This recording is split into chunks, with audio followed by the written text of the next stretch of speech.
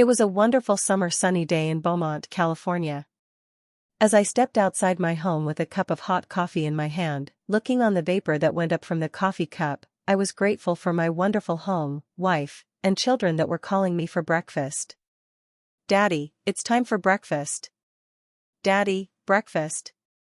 I took one more look around at our garden and the neighborhood before I turned and walked towards the house to go to the dining area where my family was waiting for me that we may have breakfast together. Our home in Beaumont was a haven. A two-story house with a sprawling green lawn that Kevin, our 8-year-old, loved to tumble on, and a vibrant flower garden that Yana, our 12-year-old, meticulously tended alongside her mother. My wife, Sarah, was the heart of our home, her part-time shifts at the local diner allowing her to be there for the kids and fill our days with laughter and warmth. I worked from home, crafting web pages for various private companies, a job that afforded me the luxury of being present for every family moment. Life was a gentle rhythm of shared joys. Barbecues on warm evenings, the scent of grilled burgers mingling with the aroma of Sarah's famous potato salad. Movie nights huddled on the couch, popcorn flying as we debated the plot twists. Sundays were for board games, fierce but friendly competitions that usually ended with Yana claiming victory. I loved mowing the lawn, the hum of the mower a meditative sound, and Sarah and I often spent quiet afternoons in the garden, reading side by side, the gentle buzz of bees our only interruption. It was during one of these perfectly ordinary moments that the first flick occurred. I was watching Kevin attempt a particularly ambitious jump on his scooter in the driveway. One moment, the sun was glinting off his helmet, the next, for a split second, the driveway was cracked and overgrown with weeds, the house behind him a skeletal ruin with broken windows and peeling paint. Then, just as quickly, it was gone. Kevin landed his jump with a triumphant yell, oblivious. I blinked, shaking my head. Too much coffee? A trick of the light? I dismissed it, the fleeting image already fading from memory. But the flicks didn't stop. They were subtle at first, mere blips in my perception. A flicker of dust motes dancing in a sunbeam that suddenly became a thick, choking cloud in a crumbling room. The familiar scent of Sarah's cooking momentarily replaced by the musty smell of decay. I'd rubbed my eyes, convinced I was tired, or that my imagination was simply running wild. As weeks turned into months, the flicks grew stronger, longer. They were no longer split-second blips but sustained glimpses, lasting a full second, sometimes two.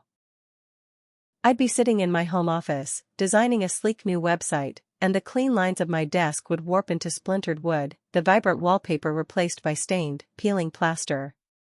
The silence of the house would be punctuated by the creak of unseen, broken floorboards.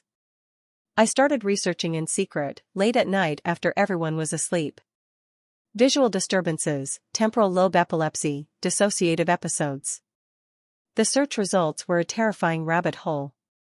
I found myself scrutinizing my own reflection, wondering if my eyes held a new, unsettling emptiness. Sarah, perceptive as always, began to notice.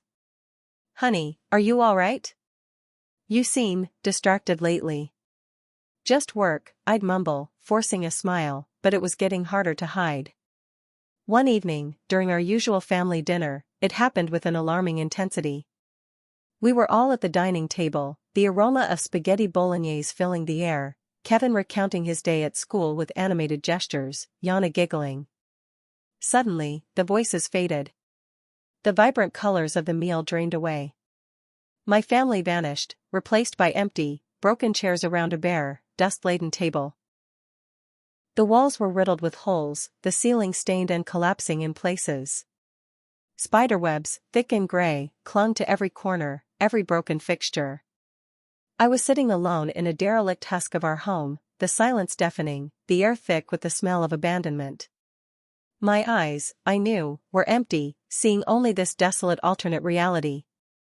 Then, just as abruptly, the sound returned, the colors flooded back, and my family was there, looking at me, their faces etched with concern. "Daddy? Are you okay?" Yana asked, her voice small. Sarah's hand was on my arm, her touch warm but her gaze worried.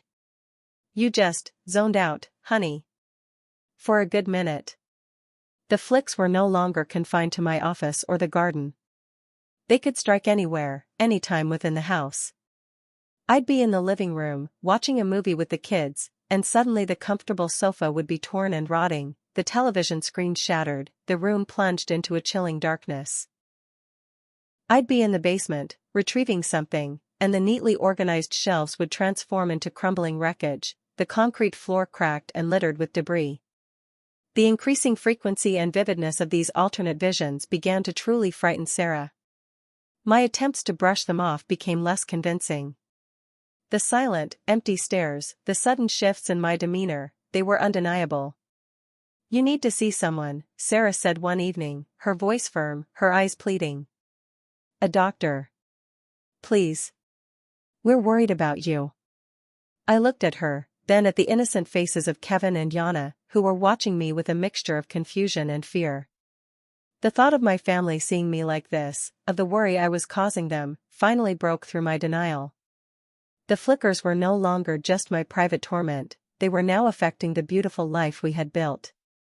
"Okay," I whispered, the word feeling heavy in the air. "Okay, I will."